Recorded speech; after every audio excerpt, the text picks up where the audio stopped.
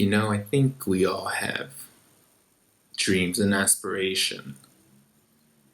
And if we're honest with ourselves, I think the majority of us have both the time and the energy. But just as how we need time and energy to get what we want, I think it's also the biggest barriers as to why we don't achieve them. Let's see. You see it as Parkinson's law, this little theory that suggests that the more time we have, the more likely we are to fill that time, right? So, for example, if you have until Friday to submit the paper, which is 3 days from now, you would somehow complete that paper while using up all those 3 days, right? So, and then when undoubtedly ends up happening, Friday night comes and here you are cranking away a paper when you really could have done it throughout the past 3 days. So, what happens when there isn't a solid date to a goal? For example, like losing weight. Well, based on this theory, since you have an infinite amount of time, you'll probably waste a lot of that time. And I personally believe is that there's a certain threshold that once you reach that threshold, say 1 or 3 days, you convince yourself you're not really going to do it. That isn't who you are. And this dives into this whole psychological theory of cognitive dissonance, right? So we disassociate ourselves from a certain image and we don't believe we're that person. So we do a completely different behavior. We match our behaviors with the idea of who we think we are. And in this case, since we're not behaving as someone who is trying to lose weight, then maybe we're not that person, or we convince ourselves that we're not that person. In the end, we don't end up losing weight because we don't exercise, because that's not someone who we believe we are. Well, that's where Mel Robin comes in with the 5 second rule. The whole idea is to beat you to that punch, essentially by starting the motion of doing. So you give yourself 5 seconds, you count backwards. Five, four, three, two, one, blast off.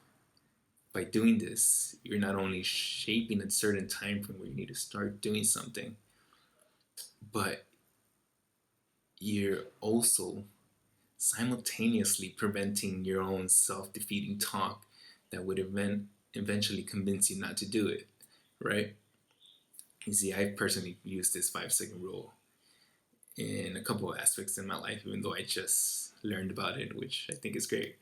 Um, for example, making these YouTube videos, I think it's really hard to make these videos, mainly because I'm subconscious about the things I say, and it's difficult to talk in front of a camera. But same thing, five, four, three, two, one, click record, and here I am now. um,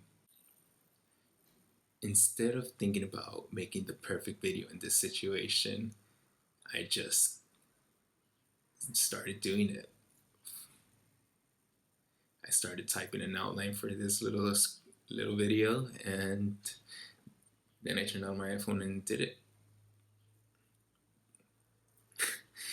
Interestingly enough, I think what really helps me out is the actual process of counting down and saying blast off. I feel like the blast off is a really crucial part into making this a real behavior for me, because it's fun. It's silly and fun. Like like a child counting down five, four, three, two, one, blast off.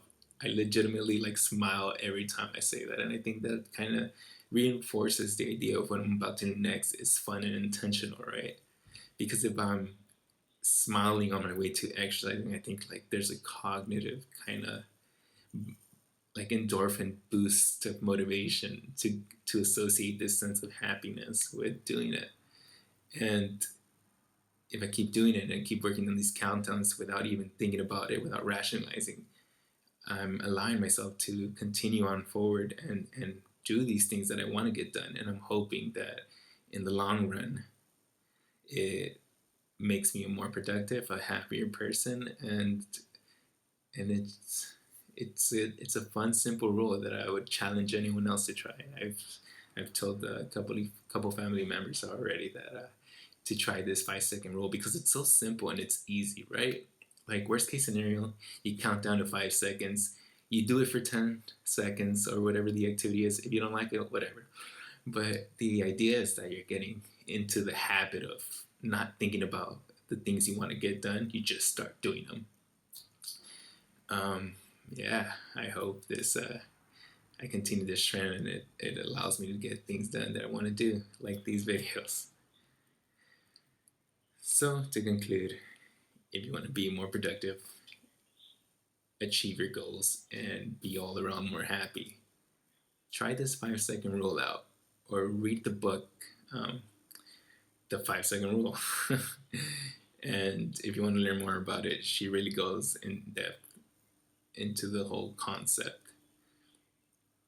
Well, that's it for today's video, I guess. I'll see you on the next one.